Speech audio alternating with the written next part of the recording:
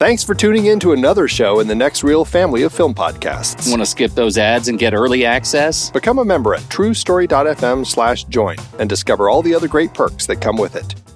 The oldest and strongest emotion of mankind is fear, and the oldest and strongest kind of fear is fear of the unknown. The basis of all human fears, he thought, a closed door, slightly ajar.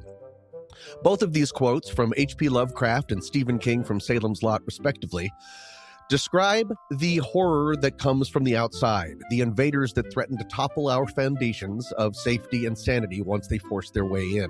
We build gates, both real and emotional, to protect our way of life. But what if the invaders are already inside? What if, indeed, the call is coming from inside the house? As French philosopher Louis-Eugène Marie Boutin once posited, the only true... Oh, shoot. Okay, sorry, guys. That's my shipment of biscuit and gravy smoothies for the month. Let me go grab that. I'll just let my co-host take over for a second. Well, hello, boys and girls, and welcome back to another episode of Spitting in the Snark. I'm your favorite ghost host, the Chris Keeper, but I'm not a bone down here in the dark, because I have skeletons of guests with me. First off, we have the Podfather himself, the one and phony Pete Bright. Pete Bright. And next up, we have the professor who's always dead of the class, Teen Diaz, because teens are scary and make fun of how I dress. Teen Diaz. And last but not least, I have the displeasure to meet for the first time the one and only Hell C. Scar Rust. Rust is scary because it means you aren't taking care of your metal. Chelsea Stardust. Chelsea, it's wonderful to meet you, and that's spelled M-E-A-T because of puns. Now back to Thomas Stressley Sweats the Turd. Goodbye, kiddies, goodbye. Oh. I forgot to breathe that entire Oh my God. Surprised you have your eyes left in your skull. I know. Oh my God. Okay. Oh, I should Hi, have worn guys. mascara. Sorry about that. Thank you for joining me. Say hi, Pete. Hi, Tom.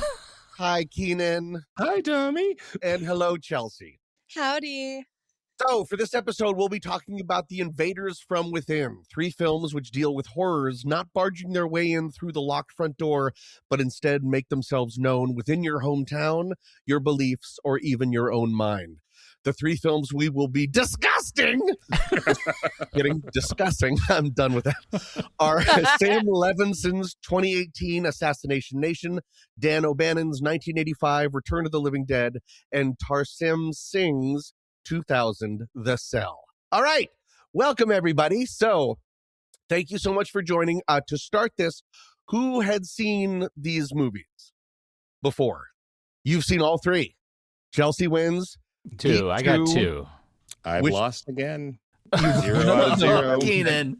I love it. Which one hadn't you seen, Pete? Let me guess. Assassination Nation. It was Assassination Nation, yeah. Yeah. Okay.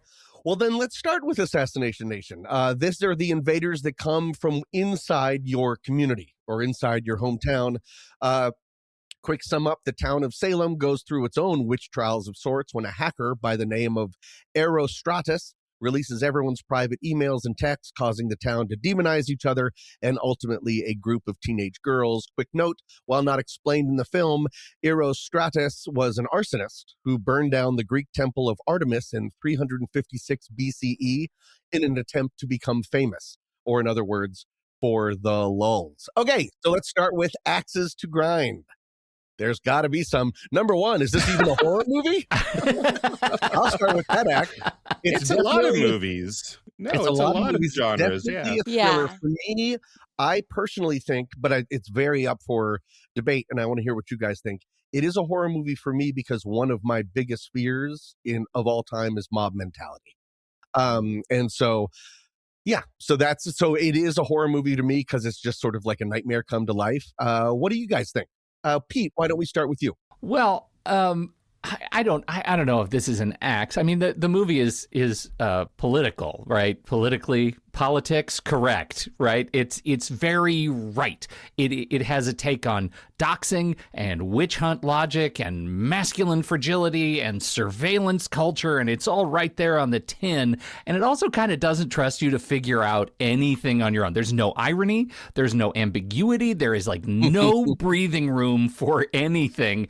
And the fact that it takes all that and it sort of tells you in the opening trigger warning that it's going to refuse to be argued with because it's telling you what it's going to do, preempting any of this criticism about it, which is kind of great, but it's refusing culpability, I think, in some of the way it's telling its story. Mm. And it does beat you over the head. Even though it tells you it's going to beat you over the head, it does later. And then even with like 10 minutes left, they're like, "Hey, this is about the election." Like they say that, like girls can be anything. Girls can be president of the United States. Oh, except for that one. It's like, okay, yeah, I got that. Right. Your help with that. Chelsea, what did you think? So is it? I think I would classify it within that genre, since you brought that up. Satire, thriller, horror. I mean, IMDb thinks it's under that horror category, so I'm always a little squishy with that stuff too. I have very strong feelings about Sam Levinson as a creator and what he makes. And hey, listen, I am someone who I do watch Euphoria. As more of a study, I think, if anything. Yeah, I have to kind of put the movie aside. My sort of how he portrays women, teens, sexualizing a lot of things. I have a very complicated relationship with this director. But I think he's sort of trying to be today's like Harmony Korine or Larry Clark, kind of trying to do that stuff under this crazy palette, color palette too. There's a lot of things. I have a complicated relationship with this movie. Sure.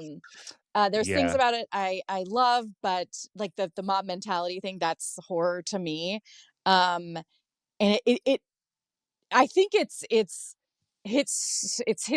this watch hit very close to home, and I think politically where we are, it kind of was tough to watch. It was tough for me to watch this time than the first time I watched it in 2018. But how are you doing on those axes, though, Chelsea? I'm just deciding if I want to get into it or not, and I don't know if I do. If there'd be a rest of the episode if we just got into axes. Right. Yeah. So I'm gonna respectfully take a sidestep to that.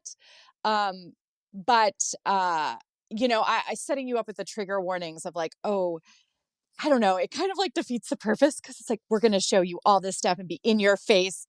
It's like, okay, well, I would have liked to not have had that. I understand why you're doing it, because I think that was a time when we were seeing a lot of that. But now you've set me up for a bunch of stuff, and you best deliver if you're going to do that. Yeah, for me, I was watching, I was like, oh, okay, this is like Euphoria before Euphoria. And then I didn't make the connection that this Sam Levinson is that Sam Levinson. I felt really silly afterwards. But okay, there's a lot to be said about Euphoria and this like sort of subgenre that is Sam Levinson. Like the strengths of it are very, very strong. It did make me feel a little bit like a very old person where I'm like, I don't like to go back and look at scenes for this show or class or anything. And it's like, I couldn't follow literally what had happened sometimes. So there's like a fantastic sequence that, where Maude Apatow is mad at Bella Thorne and she drags this baseball bat through the school. And it's this really, really engrossing sequence. And then at the end of the movie, I was like, wait, who were those people? Why were they mad at each other? I had to go back and look, and I'm still not sure that I understand what happened in that sequence. Like, so there's a lot of that. Like everything feels really really entrancing in the moment, and then kind of at the end of the movie, I don't know if it really meant anything or added up to anything, and I'm just not sure. I like all of these comments, and I think all of this is fair. One of the reasons that I picked this movie and felt comfortable picking this movie is Chelsea, because you have joined us on this podcast. I think a group of men talking about Assassination Nation without any kind of other viewpoint would be insulting and insane. I think this movie has so much style and style to burn. As Keenan already said, it's 19 movies, and it seems like someone who is Hamilton style running out of time. But then he bites off all of his own tricks for Euphoria. Mhm. Can I just ask a question? Yeah. What can I think I'm assuming I'm the only one who hasn't watched a single minute of Euphoria. Like, I have no connection to Sam Levinson besides this movie now. Should I have done homework for this homework? You've seen Euphoria now that you've seen this, Yes, I think. yes. Okay. So that's not a horror movie. That one is, a little bit more than this movie, pretending that that's really what teens really like. Every teen really is like that, which is one of the problems of Euphoria. This one, by the end of it, you can kind of go, okay, it's kind of a fever dream, and maybe this isn't literal. But Euphoria is pretty like, yeah, watch your kids. That's what's All right, happening. fair enough. It's Euphoria is more, and it's also leans heavily into drug culture more than Yeah. Right. Yeah. where to start. I do, one of my biggest axe to grinds, kind of like Larry Clark doesn't apologize for it as much, but Sam Levinson definitely is like, hey, you creeps, how dare you sexualize teenagers, while actively sexualizing teenagers Right. in the most bare kind of way. I mean, Mhm. it's just, that's really just one of his big tricks. But then the movie wants to rub your face in it. But it's like, okay, but you didn't have to dress everyone. You're the direct. You directed wrote this movie. it, right? Yeah. Under the guise of empowerment. That's where Yeah. my issues come from. It is. That is the whole Yeah. thing. The adult man writing extreme experiences for teenage girls is more fraught than I think he is aware. There is a lack of self-awareness to this production that I think it stands out. But I think there is a lot of empowerment to be found in it. It's just maybe not where he Yeah. thinks it is, or Yes. as constant as he thinks it is. Yeah. Yeah. Do you guys think that the film does a good job showing the fester in the town of Salem before the wheels come off the bus? Oh yeah, I think so. I think so too. I like think so. the even little things like Pennywise. I don't remember anyone's name. But Mark, Bill Skarsgård. Bill Skarsgård Skarsgård saying Jr. things like, "Oh, you should have seen your stupid face." Yeah. Mhm. Like, there's so much misogyny, just sort of blanketed, very small misogyny and girl against girl misogyny. There's all sorts of things. I like that a lot, that it doesn't just sort of come from nowhere and say that if everything was exposed, then society would just rip itself apart. Do you agree with that, Pete? Yeah, I think so. There is a lot of that sort of simmering bit, like before the actual witch hunt. You get that there is a witch hunt at work. It's the subtextual witch hunt, the cultural witch hunt that is acknowledged through doxing and through all of the that seems to be, humanity, decency proof in this movie. Like, there's just no opportunity for anybody to try to do anything good from jump, like even with each other. Like, it seems very, very dark. And so yeah, I would agree with that. There's nothing subtle, but it is precise And incredibly timely. I mean, still, there is a timelessness to this movie that is just happening in today's news with politicians being outed, with all of that, and then with that one character saying, it's always the people that are trying to take away other people's rights that are then doing everything. But then, our main protagonist saying, I think you can disagree with him and still feel empathy. Mhm. I like that it does. Again, it's not subtle, but I like that it does bring up a conversation. There is one of the great horrors of this movie is that I'm watching it and wondering if we will ever be living in a time where we can say this movie is dated. Mhm. That's terrifying. Yeah. This movie was timeless when it came out, and it's timeless now, and that's horrifying. It's one of the great horrors Yeah. of this movie. Yeah, they create this social media world, I think, in a successful way that's pretty seamless that we kind of forget how clunky that is in other movies, Hmm. and how they're able to put this as this sort of like the real monster is social media, and have it like hovering over them, and like flooding their peripheral vision, and just being on all the time, that I think that they do a very, very good job of. So we understand when things start to go, like how these particular people can't live without this, why they I never was asking, like, why don't you just all put your phones down? Which happens in other movies where you feel Yeah. superior to them. Just put your phone. Like in this one, that would be impossible for them. They couldn't even be in classes without their phones. There is part of me that wishes that the movie, because I deeply love the style of so Mhm. much of this movie. It's so ambitious, so much of the split screens, so much of the crossing. It's beautiful filmmaking at times. Mhm. But there are, and as we said, it's very provocative in an exploitative kind of way at times. There is a lot of, like you said, it's not subtle, but it's precise. There's stuff in here that I wish was in the hands of a different filmmaker, or Mhm. that we could just talk about the mob mentality and the politicalness of it, because it's not just male fragility. It's the idea of the different political classes in America that we've seen, especially with the rise of MAGA. I mean, there's so much of quote, the rest of the world is laughing at us, taking pleasure in our humiliation. There's so much woundedness in the movie that's just waiting to come out. Uh, that I think that I wish some of the other stuff didn't get in the way so much, Yeah. because I think it has a lot. I mean, the continued insistence from so many people saying that the two words that are used the most in the movie, I think, are good people. Mhm. We're good We're people. good We're people. good people. Mhm. Good people of Salem. And then on the Mhm. other side, I know I've made some mistakes, but I'm not a bad person. That there's so much justification throughout that it's fascinating. I wish it was that there was a different version of this movie, so I could enjoy the style of this movie, but then also some of the commentary. It's unfair, I think, to compare Sam Levinson to his father, Barry Levinson, but maybe I would like to see that movie where Barry Levinson of Oh Rain my Man fame God. directs directs this instead. Wait, is that true? Yeah, yeah. Yeah. I didn't know that. Weird. What a weird Yeah. Thanksgiving. That's Yeah. like the apple that falls from the tree is Mhm. definitely like a pomegranate, you know? Yeah. It's just very different. I had no idea. Well, it also then makes sense how Sam Levinson kind of seemed to come out of nowhere, Mhm, right. is Mhm. because he didn't crawl He out of didn't. nowhere. Got Right. it. Okay.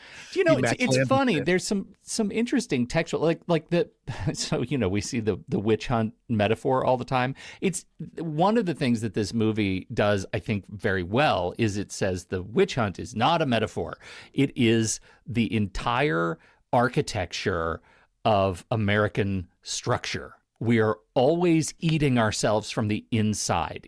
We are deeply and I say this like with great intention. We are an organism that is deeply nationalist. Like even the good people, the bad people, what this movie is saying is everyone is its own sort of cellular nationalist. You find the thing that doesn't fit and you chase it out. And that becomes a real poison. And I think this movie, one of the things that it does well with all the style it has to burn is it tells that story really terrifyingly well. It happens to be 19 other movies at the same time. But I love kind of the story. Like there is a universe where maybe Barry Levinson tells the entire Lolita storyline that's going on in this movie in isolation, and it's a gripping and terrifying story. Right here, it's like an F story at best, you know, Yeah. Mhm. and yet we get this angle that privacy in this movie is a body part that you can lose, and that's a crazy telling. So, I mean, there's a lot going on that, as much as I'm conflicted by the filmmaker, the tonal choices. Man, this is a huge swing about an entire community that's still eating itself from the inside out. Right. Yeah. I think it could even get lost, like Tommy's theme that is uniting these movies. That it's very interesting because there is so much going on here.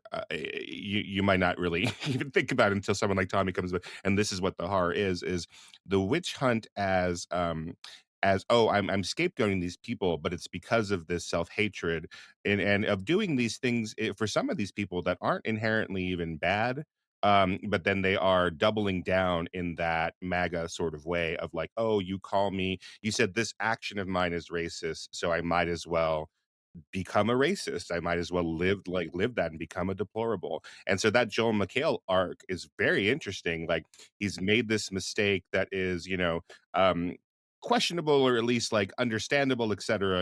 And he's made that mistake and now he's being told he's a bad person. And now he is becoming the leader of the purge and becoming a murderer, a rapist. That rather than saying like, hey, instead of like thinking about this and like what can I do here, I've lost everything, so I might as well become a monster. But again, like Pete saying, he's the ninth or 10th character in the movie, but that is terrifying in and of itself, right? Like from Lily's point of view, I've loved you, I was willing to throw my life away for you, and now because of this problem, this badness at the core of our relationship, you are a million times worse than you ever were and not that person anymore.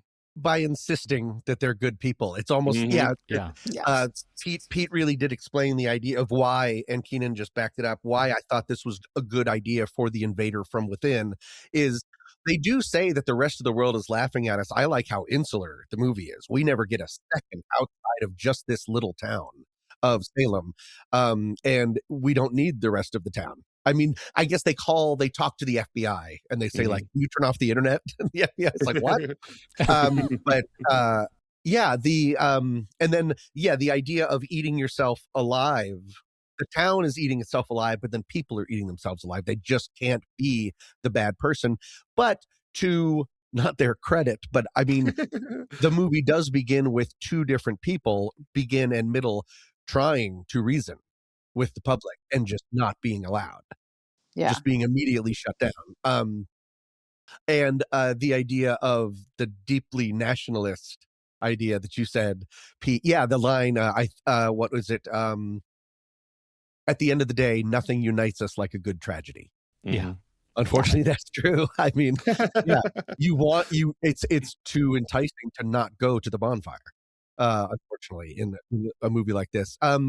There is a beat. There's a scene in here. There's a sequence in here. That gets to one of my great fears, which is the home invasion bit. We've done a whole episode on the home invasion films, and that sequence was fantastic. Right? Yeah, it was really corner. It's incredible. Yeah. It is incredible. It is really well done. And I mean, I bought it. There wasn't anything in the craft that took me out of that sequence. It was horrifying. The first time that I watched it, I was convinced that it was a oneer, but now I know you never, and filmmakers are really good about it. If you are doing a oneer, you never have even a second of complete black. Yep. Because everyone's going to say you faked Yeah. it. And this actually has a lot. When I rewatched it for this, I was like, oh, this is like, yeah, no, he's like not even trying. I thought this was like one thing, but yeah, you always have like a lens flare. You do something or wall, to make sure. Yeah. It is just. But I mean, even that, it's so ambitious. It's incredibly. You can tell there's a lot of really good like synchronized crane work, and I mean, there's some really cool stuff going on in there. Even with any fakery going on, it doesn't take me out of it. Yeah, Right? there's a lot of confidence in it's funny, there's so much confidence in the movie, but the trigger warning at the beginning feels like I would like to see this movie without that, like to start it without any of that.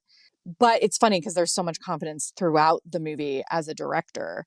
And also the cast in this movie is really incredible. And then so many people that now obviously are a lot of actors that are very popular. And you can see, for those who have seen Euphoria, so many seeds planted that it's sort of like this is the test run. And then he's taking threads of this and like, expanding on them in Euphoria. So it sort of like feels like a test for something that's going to be much longer, multiple seasons, things Right. like that. All the way to the marching band.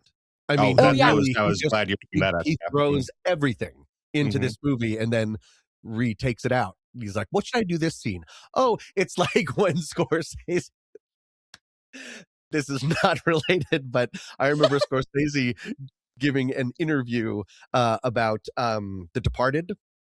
And he was like, when we were introducing Jack Nicholson, he was like, I can't figure out what music cue I should use. Then I was sitting in traffic and someone was playing Give Me Shelter by the Rolling Stones. And I was like, that's it. And I was like, have you watched any of your own movies? you use that song constantly. Maybe you just heard it in traffic. That's what I feel like Sam Levinson did between The Idol, which was such a hate watch, and Euphoria. He's fighting off himself in a really crazy way. But I do want to talk about that last marching band sequence, which is really creepy, really, really interesting. Again, going back and forth between like the, hey, is this a confident film or not? Like, I'm not sure always. So they lead up to this climax. We don't see the climax. We get the reveal of what was really going on. And there I'm kind of left a little cold and like, oh, do you not have the fortitude to show us some of that? So then they do it in this instead in this really surreal scene with the marching band going through, and like clearly the town has half killed itself, and that's an image that's going to stick with me. And I don't know what it means necessarily. I don't know, like it is this nationalist thing, I suppose, and like this, they're playing "We Can't Stop" by Miley Cyrus, and again, I'm not sure what I'm supposed to feel about it, or even be like, oh, that sums it up. But it's an image that I'm going to remember for a while and be thinking about. I take it really in the same tone, personally, as the trigger warnings. I don't think that the trigger warnings are used to say, everyone buckle up. I'm worried that you're not going to be able to take this. I think it's bragging. I think it's saying, Yeah. this movie is about to be about everything, and I'm owning it, and let's go. And then I destroyed an entire town and did all this crazy stuff, and I'm going to have a marching band walk through the town that's on fire at the end because, hooray, this is us. There's no answers. This is just America. What's more American than a marching band walking through past cars that are on fire? That seems like a very. It's kind of like Donald Glover's music video of "This Is America." Yes, It has that same kind of feel to it. And I know we talked about that it was a little very over the head of, oh, you can even be president. Just kidding. I really love that monologue, except for maybe the president, with all of the contradictions that she's saying. I'm not going to say them here because it's pretty explicit, even that, but just all the ways. Again, it's one of those things where the movie gets very, very sharp and focused. And it's like, if only it could have just been about this. Like he's saying about like the Lolita of it all. Like if it was just about that or just about the town, and instead it's 900 split screens all at once. It's such an easy argument to counter too, because I mean, the point of this movie is to trauma max, right? Like that's what we're doing is we're just like, if you take like any individual component of this movie has been made as a movie before, and part of the unique gift of this movie, if you love it and you're trucking with it, is that it does jam so many things in there. So I feel like it's easy for me to talk out of both sides of my face that it's funny how the movie does disservice to any one of the individual 900 stories. At the same time, that's the one story that it's telling. Look at all of the craziness going on in the world right now. We're giving you a snapshot of exactly what you're living through. In the extreme, but really, here we are. This is why you wake up in the morning and feel like crap. This is why. Because this is, every element is just taken to its extreme. And this is your anxiety, America. Welcome. I get it. Stop. Great. I'm glad that at the very least that this film exists for this kind of conversation, and it has a lot of strengths, a lot of failures, and it's a lot. Is there anything else that I'm ready to move on unless people have anything else they would like to say, especially Chelsea, if you wanted to go down any of the alleys that you passed. It's so much to unpack. I do want to talk about the reveal of the hacker. Oh yeah. The fact that it's revealed to be, which I when I first saw this, I was trying to remember if I clocked it. I think I did. I think it's the brother, the lead Yeah. character's brother. I think it's that kid. Because he would just pop up and not have much to do. I was like, something's going on here. There's more to this story. And there's just it's sort of like when, speaking of home invasion, the stranger is because you were home. I was bored. Like, yeah, I'm gonna burn it all to the ground, and the selfishness involved, and I don't care how it affects all these other people, and all it's just spooky, real spooky. Yeah. But There's no real reaction. You get the reaction from his parents saying, parents. what are you, how can this even be? And he just says, for the lulls, which is not even a For phrase the that lulls, we use anymore. But yeah, he doesn't, there's no seemingly self-awareness. Yeah, and exactly. And we were talking about the timeliness of this. I mean, this movie is almost 10 years old, which is really crazy to think about. And yeah, it's a, you know what? I enjoyed rewatching it because I definitely was seeing it under a totally different. I mean, I was kind of a different person when this movie came out. So like Sure. now so much time has passed revisiting it and having watched Euphoria, and so, there's so much in here, but one day I'll do a Sam Levinson TED Talk. Excellent. I'm sure that'll be fine because he doesn't seem problematic at all. Okay, so then moving on to the next movie, and the idea of why I thought this would be an okay one to do Invaders is Return of the Living Dead. One of the world's craziest, one of my favorite movies of all time. I want to break it down, but what I think the invasion is of this, other than the fact that it is sort of a locked off area, and you're supposed to be safe in cemeteries, and cemeteries are for rest or the void, and this film really challenges that. And inside this crazy, at times incredibly hilarious, at times I don't understand if they knew that it was campy because it's so smart, it's so interesting. But this movie also brings up four different, is near the beginning, as far as I know, of four changes to the Living Dead mythos. Number one, zombies being fast. Of course, this predates 28 days later Rage virus, which I remember got all the credit when it came out. Everyone was like, oh my God, Danny Boyle, what a genius. Number two, zombies talking and having coherent thoughts. Number three, eating brains versus just flesh. And number four, headshots don't end it. You have to grind them up completely because the stuff will just, and that's just not things that we have in other movies. And real quick, and then I'm going to give it over to Axes, depending on your reading, and I'm going to want to know what you guys think, this inside this insane movie is potentially one of the most horrifying ideas that I've ever seen in any horror fiction in my life. Okay. Do you want to start with, do you have Axes to grind? Yes, I'm not. I will ask it to you as someone who loves this movie. Mm-hmm. Are they? That's because not telling. No, this movie has a really sterling reputation, and they just need to admit, like, I don't get it yet. Sure. Are they all supposed to be stupid? Is every single character meant to be stupid?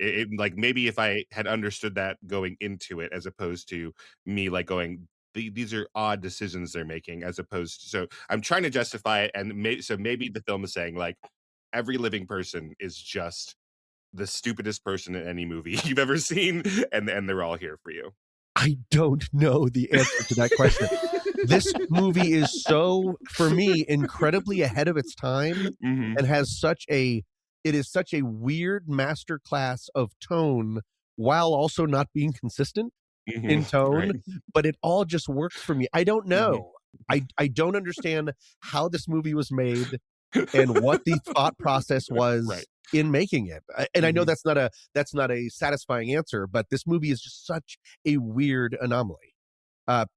Chelsea, Pete, what do you guys think? I know that you guys have seen this movie a bunch before.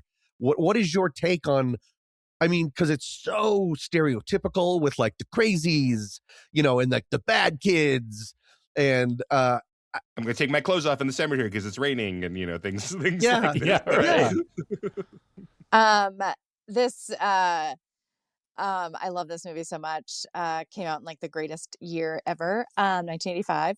And I think everyone read the brief. I mean, obviously the director writer Dan O'Bannon of Alien and Aliens, and um, I think it is this beautiful horror comedy with a capital C. And I think everybody knew what, because everything's so heightened. Like the punks are heightened. Like it's like you see Repo Man where it's very grounded punks, and then you say, how do we raise that in this? And I think everyone, you know, you see a lot of these actors, I think they knew the brief going into it.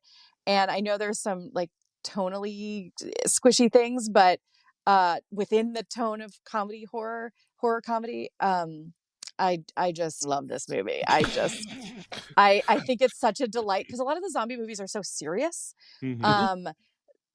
Almost all of them are, and this is the first one where it's like, let's take this kind of insane idea and actually like really lean into it. I mean, you see the dog split in half coming to life. Like, come on. And I mean, we're here for it. Like, we know what we're signing up for. I love that stuff. But my question is, like, in a normal movie, maybe there would be one cat. Like if this were, Heather's or something. Yep. They're like, she is smart and she's looking around like everyone here is a total moron and like that. But like in this movie, there isn't that take at all. There isn't that tack of like one person There isn't sort of understands just like where the humanity has audience failed. surrogate. Yeah. Right. Like No. it's probably like the paramedics. They seem Said the paramedics. guy that calls in the bomb at the end. He seems extremely competent, except that he lost all of these dead bodies. Yeah, they kind of want it to be Ernie. I think sometimes like they set you up for Right. it to be Ernie, but then you see he's got a gun like holstered right next to Yeah. him, like ready. Yep. Pulls it. Okay, like, okay. We're all here for the same reason. yeah. That's I think it. I mean, like for a film that kind of loves these kids enough to actually give them the apocalypse, it does not write them as people, right? Trash and Right. Spider and Suicide and Casey and Tina. They're all silhouettes with like spicy attitudes, and I couldn't help but think of a movie like Lost Boys, which was just like 2 years later, right? Compare that to how it writes its own subculture kids. It's very, very different, and whatever issues you have with that movie, it has more competent kids. And so the other thing about it is, I think this gets to what you guys are talking about. The punk surface really hides grumpy generational politics, right? Like the kids are idiots. The working stiffs are all fools. The only, quote, competent adults wear uniforms until they drop a nuke, right? Like it's the cynicism in this movie is total and kind of flattening. Because we're missing that audience surrogate that is effective for us, and also I love this movie.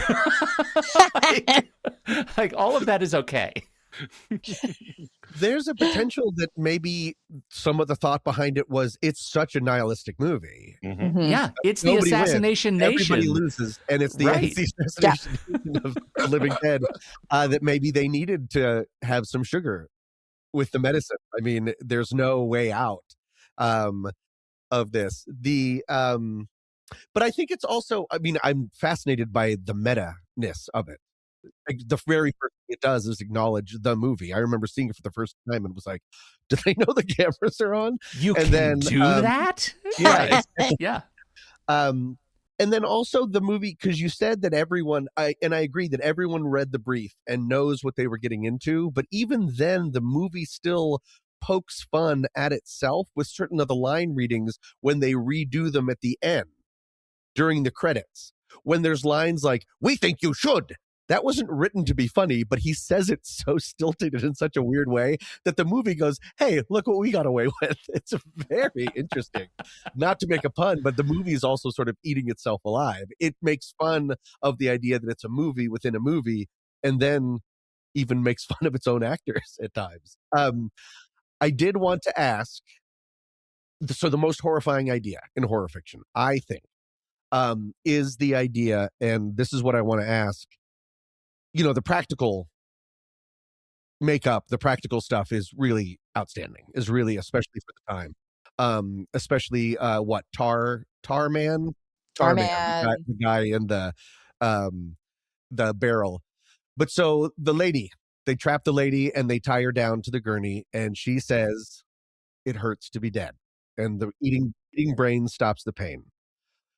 How do you guys read that? Do you think that it hurts to be dead, or they're just in pain because they're reanimated? Because one of those options is horrifying and almost has no business existing in this crazy movie. Because zombie movies, one of the things that almost they never take on, except for things like Idle Hands or Cool Hearts. I don't remember what some of them were called, but the idea of like zombies walking around, are there still people in there? Right. Yes. Are you aware of what you're doing? This movie is saying, at least during this movie, yes. So Yes. what do you guys think? Let's have a vote. The idea that the zombies are still in there usually is for us as the audience and these characters to feel some kind of guilt or remorse or even a fear that might become us. But as you say, this gurney one is something completely different, where she's on there and she's like this is all we can do. There's no other choice here, because the entire after our deaths until infinity is pain and awfulness, and yeah, we're going to keep inflicting this terrible pain on other people, but it's only going to even help us for a little bit, but it's all we can do. Like that's terrible. So that's how you're reading. You don't think that they're just in pain because they're reanimated, that everyone in that cemetery is suffering, but now they have a chance to do something about it. Right. I think you're the bigger one, that everyone is suffering all of the time, and that's just what life is after you die. Woo.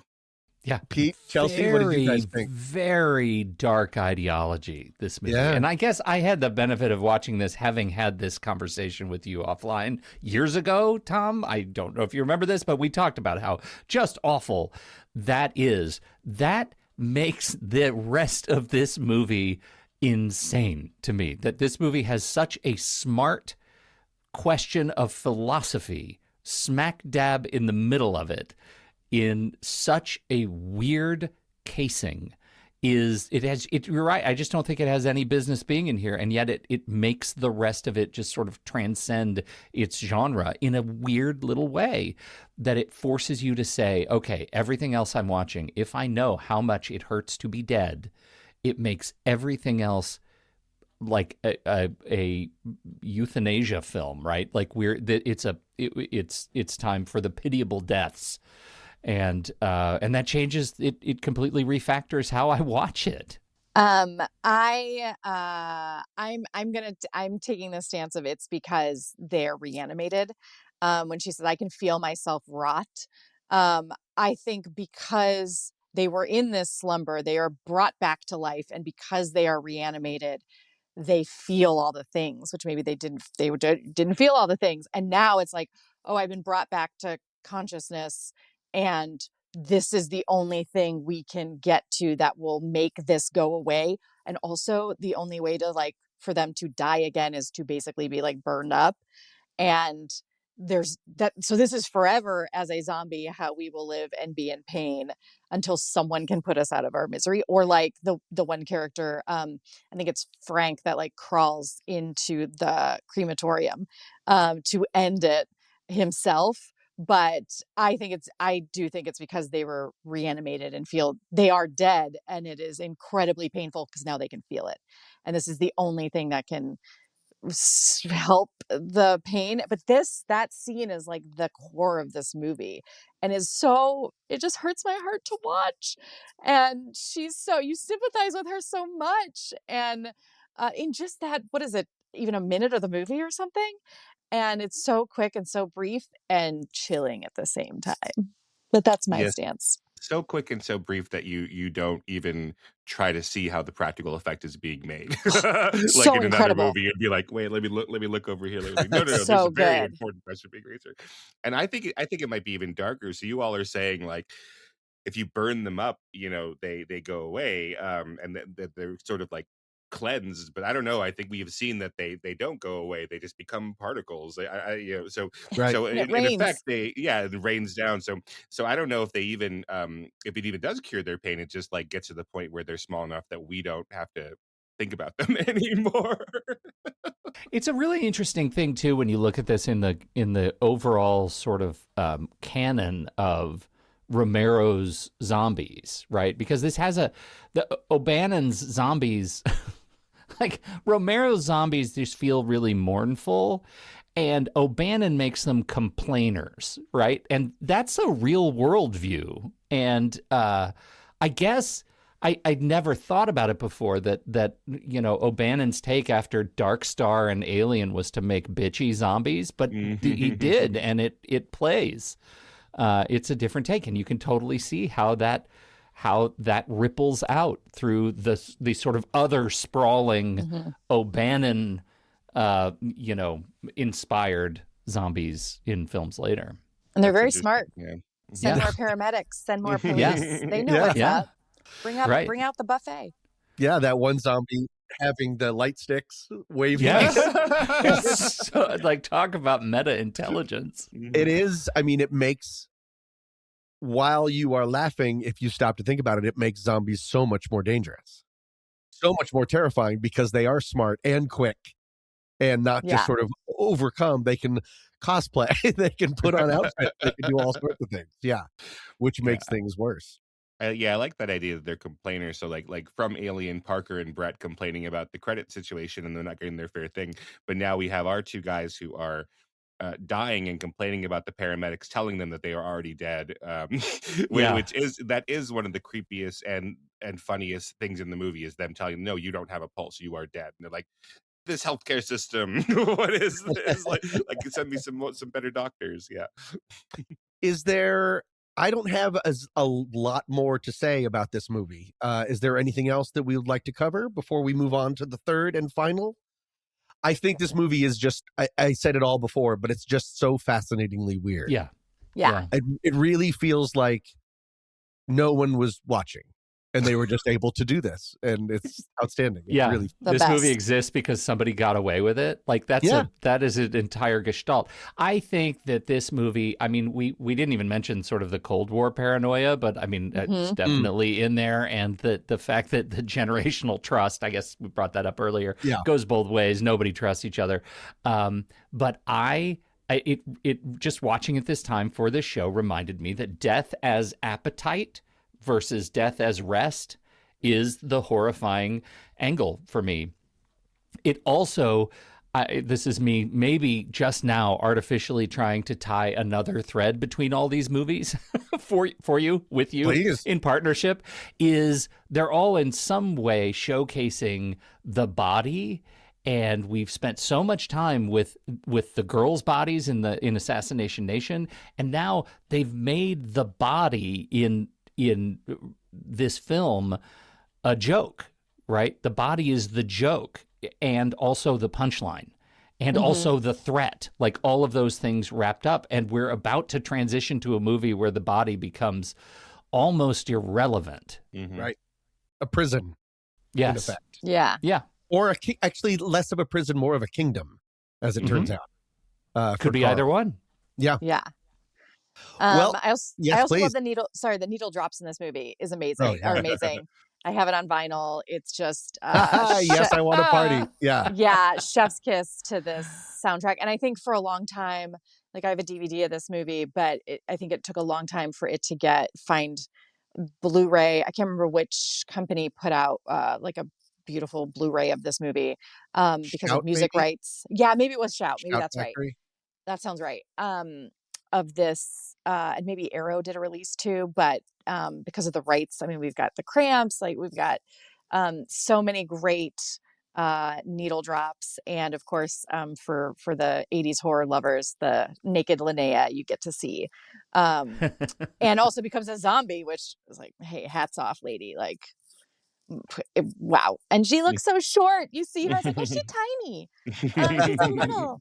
But it's always a delight to see her. And I love a heightened punk character too. Yeah. But yeah, I had to give a special shout out to the music because it's just so perfect. Absolutely. Well, then, as Pete brought up, we are moving on to The Cell. The reason that I picked this one is because the invaders are actually inside your mind. And interestingly, the good guys are the invaders this time. The interlopers are our heroes. This is from legendary music video director Tarsem. He also made the visually and I think far more narratively stunning The Fall, starring Lee Pace, which if you haven't seen, I highly, highly recommend. Axes. I have one axe that I'd like to start with.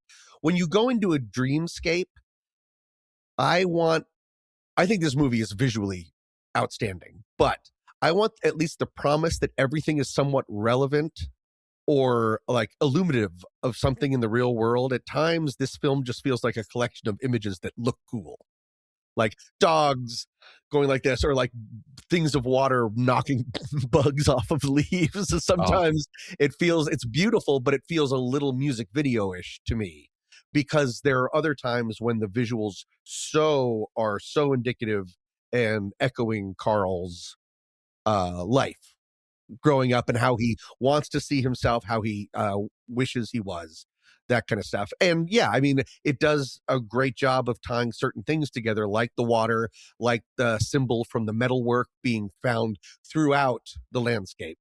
What did you guys think? Do you have any axes or just opening thoughts? Keenan, why don't we start with you? Yeah, this one was new for me. I was stunned by this movie. So I even I'm worried about any kind of axe, but like the sequences that I think are less interesting to me are the Vince Vaughn sequences, and I think he's just being miscast. I think now it's easy 26 years later to go like, oh no, you're more of a D'Onofrio than you are a Ben Affleck. Like you should be the weirdos. So he just doesn't have that kind of gravitas that you would want from, like, I don't know, Denzel Washington in this role or something like that. But yeah, those are the sequences that I'm like, oh, get back to J-Lo, she's perfect here, and get back to Marion Jean Baptiste and obviously D'Onofrio. I very much agree, and it's very telling that his most convincing and best line reading is when they reverse the feed. He's now, or no, not reverse the feed. He's inside his mind, and the three baby bird ladies on the beach all say weird things, and then he just goes, okay. I mean, that's the best part of him in the movie, which is very telling. Yeah.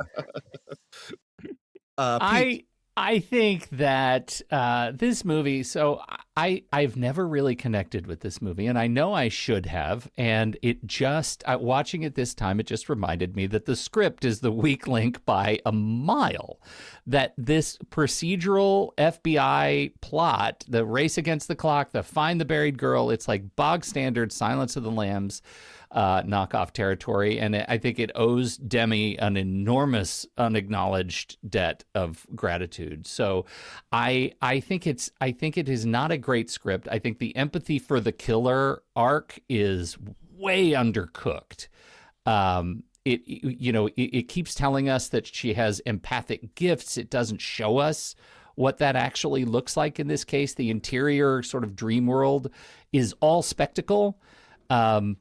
And doesn't offer us a whole lot of transformation. So I think there's a lot of sort of weakness in just how the root of the story is told.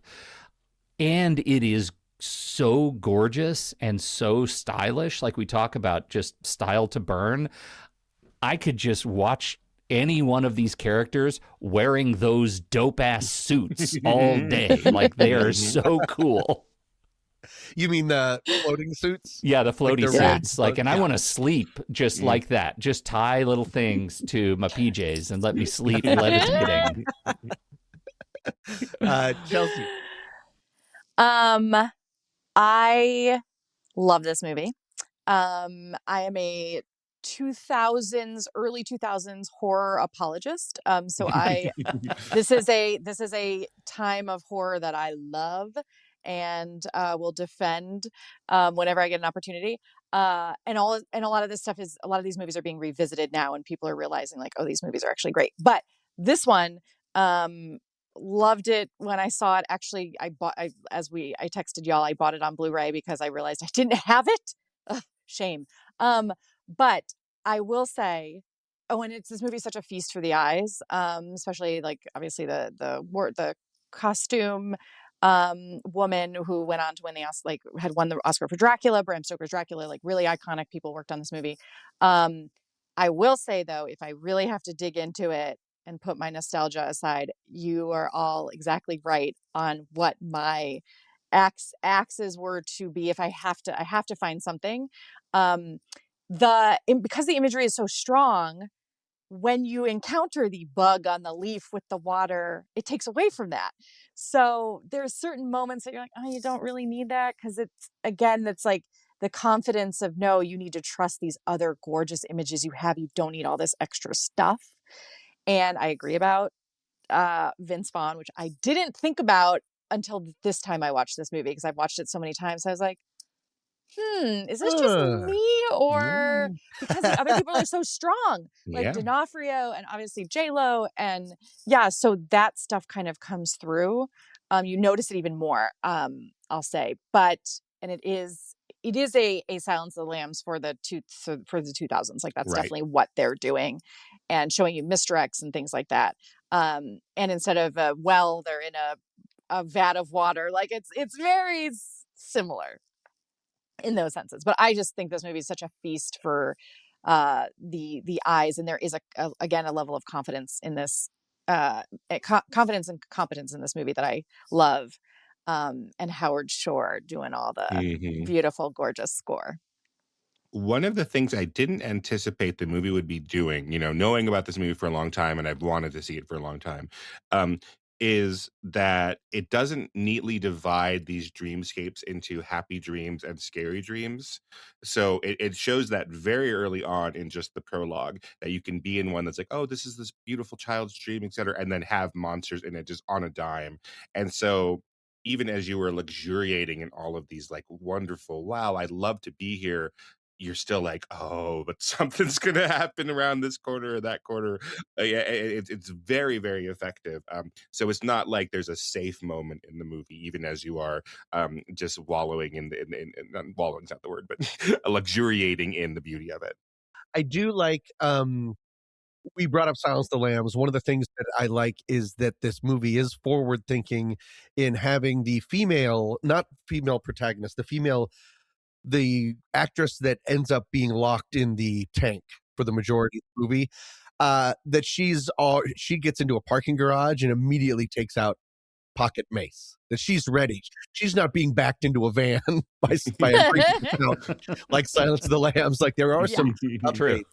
one of the things that I remember reading, because I read the script before the movie came out, and just being blown away by how specific and weird and time intensive the serial killer kink is, like his whole process, like the scheduling needed, the overhead, there's just so much involved. It's almost it almost is too much. It goes right to it. And apparently there is a cut that the MPAA that I just made Back that then up? it was, yeah. What the MPA was just like, oh no, like you have all of it, and then they just really cut it down to the very little that we're seeing, because there's just so much perversion and cruelty and sadism going on that it again feels a little bit like, how did they get away with this? One of the things that I wanted to bring up, the three, and I'm calling them baby bird women. I shouldn't. That's probably me. But they both are like looking up towards the sky.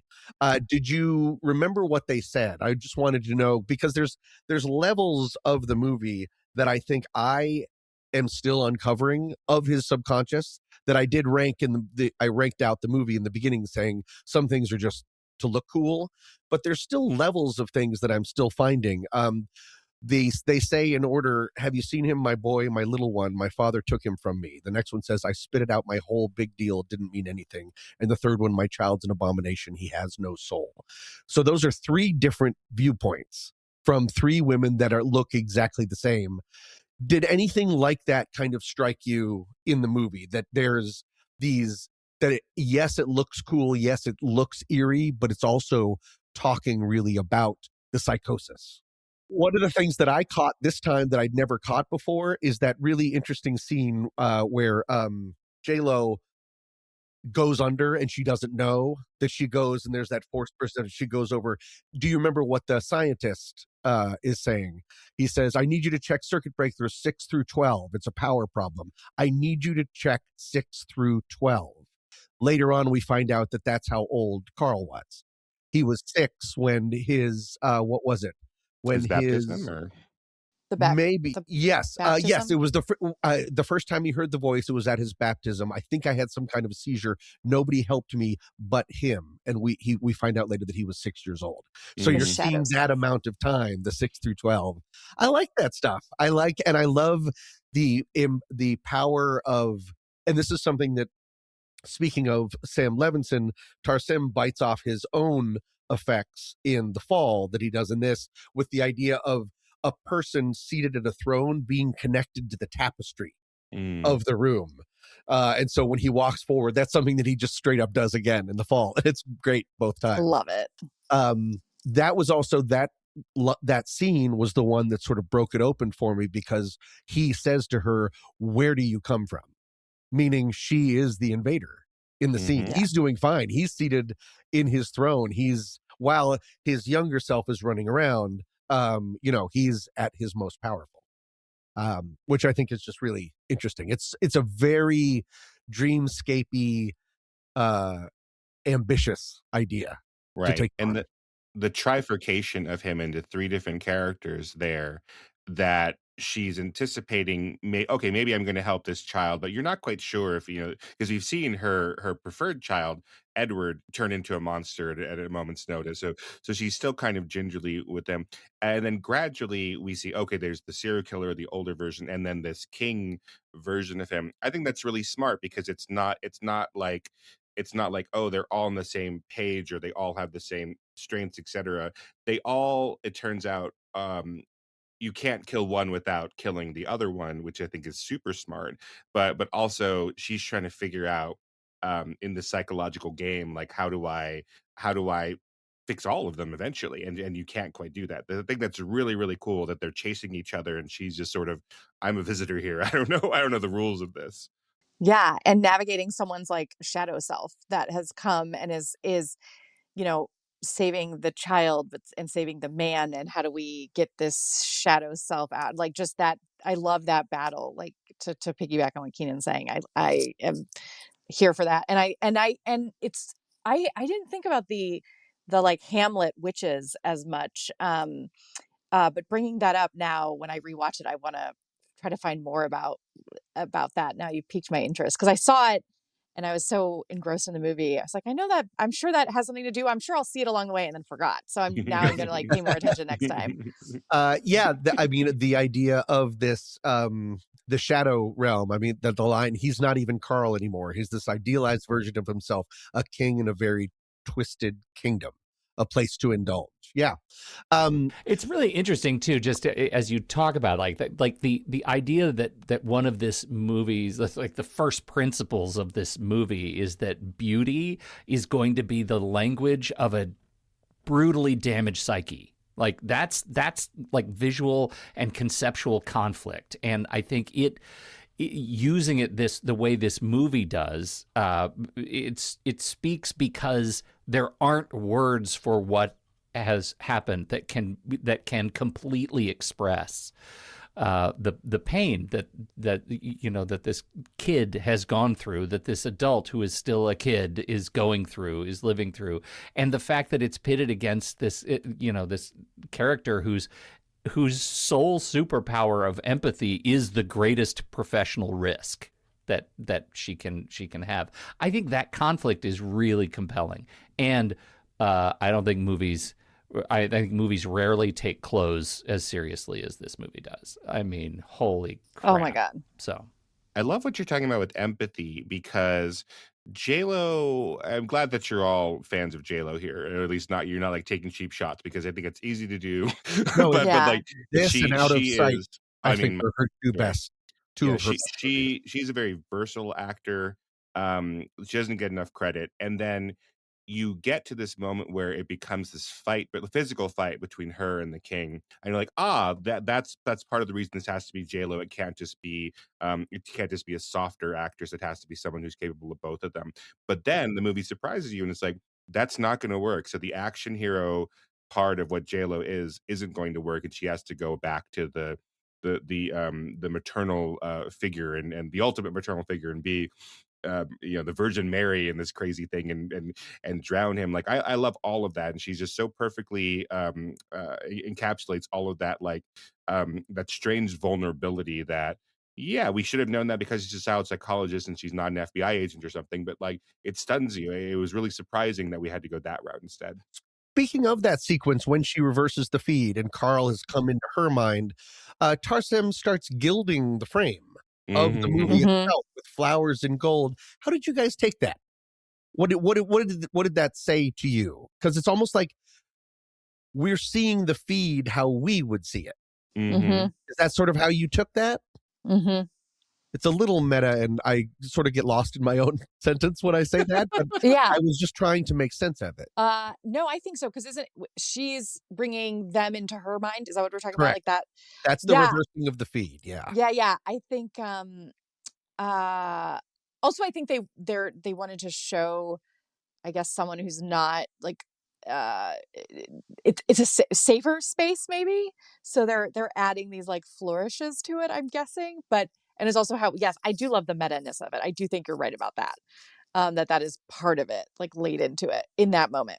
It's just an interesting choice because that's never used anywhere else in the film, and her world is already beautiful. There's already like rose petals flying around or cherry blossoms. And so to add that extra bit, and then her world gets corrupted when he shows up. Pete, did you have any thoughts about that? Because I know that you're not as on board with this film. Is that the kind of thing that you find interesting, or just a flourish for flourish sake?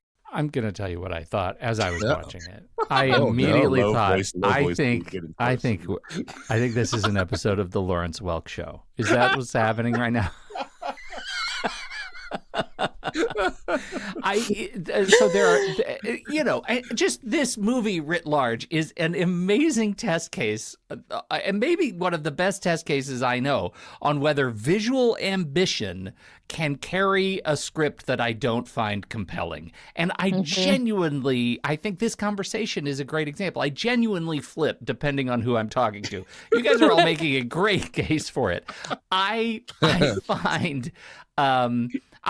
find that the kind of visual flourish here was maybe a bridge too far for me, right? Maybe in that sequence was a bridge too far. I think the movie already had a lot going on, and it Assassination Nationed itself with just a little bit too much visual flourish for me. So did you watch to the very end of the credits when the marching band goes through Carl's mind?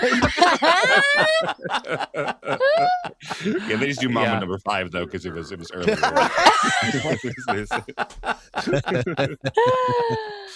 Oh my god! Unless we have other things, I think I think I want to sort of wrap it up. I don't have a big ending. My big ending is to throw it to Pete to find out what he's going to be talking about next. But thank you for watching these. I was a little afraid that the Invaders from Within theme, that as I talked to Pete, I also picked these movies, then maybe took a theme and stretched it around these movies. But I do think it worked out okay. In any case, thank you for watching these movies, for better or worse. I really appreciate it. This was a great conversation. Thank you. Wonderful. I love it. Yeah. It was a great set of films. I think the concept was fun. And yes, now it's my turn. Yes. And it's been a real roller coaster for me, you guys. Trying to figure out what I think I've been thinking about this for 4 months since my last one. I've been thinking about it. So over on the next reel, Andy and I have been talking about. We've been doing a series we've called Thinking Machines, AI. Science fiction movies generally talking about AI, cognitive stuff, right? Can the machine outthink us? What does it want with us? Can we have a relationship with it? And they're the movies that you might expect us to be talking about. But the whole time I have been thinking about this, I've been thinking about this tonal conversation that we didn't really put together over on the next reel. And so I give you the AI girlfriend experience. 3 films. Oh. We're going to take 50 years of films. They're about 50 years apart. And they're all circling around that same idea that the scariest AI isn't the one that's really trying to take over the world. It's the one that's been built to fit inside your life. So we're going to talk about the first one, 1977's Demon Seed, which, I don't know, y'all, just get ready. This one is going to be probably the most bonkers of the set. It's the 70s, but I do want to start with the 70s because we culturally have been having conversations about AI in our lives for many decades. This is not a new thing to be terrified of. The second one is tough to access. It's 2018's Cam. This was a Netflix film, and it was written by a former cam girl, and the movie addresses the sort of life of a cam girl and what happens when AI is interjected into it. Get ready. It's hard to find. I happen to have it. We're going to watch it together, and I apologize to listeners. It's going to be one that's going to be maybe if you haven't gotten it, check your library because it has been erased from the world. Apparently. That's so dumb because it got really good review. I saw it when it was on it. It's a Blumhouse. Why it's a would Blumhouse that film. disappear? I don't know. Yeah, what do they not want you to know? What are they trying to keep? That's right. That's right. The last is just last year's Companion. Companion. You saw that coming. I think this, I mean, we start with house, then we go to the screen, and then we go to the bedroom. We're talking about 3 machines. We're talking about 3 women. We're talking about the role of men in creating AI and why men are so fixated on making AI rather than just being nice and having a girlfriend. And I want to know what it is about men and synthetic women and why we just keep doing terrible things to her when we do. And so I think it's going to be a really interesting set of films to talk about. I hope it's timely, and I can't wait to talk about it next month. These are great choices. When you said AI, I was kind of hoping you were going to say everyone has to watch Chris Pratt's Mercy 3 times in a row. That sounds great. He's so lucky. Yeah. So it's going to be super fun. So thank you, everybody, for joining us. Tom, thank you for your expert tutelage. Great set. Thank you. Great set. Definitely head over to truestory.fm. You can learn more about the shows of the Next Real family of film podcasts. And until next month, we talk about AI. On behalf of Chelsea Stardust and Keenan Diaz and Tommy Metz III, I'm Pete Wright. And we will see you right here, sitting in the dark.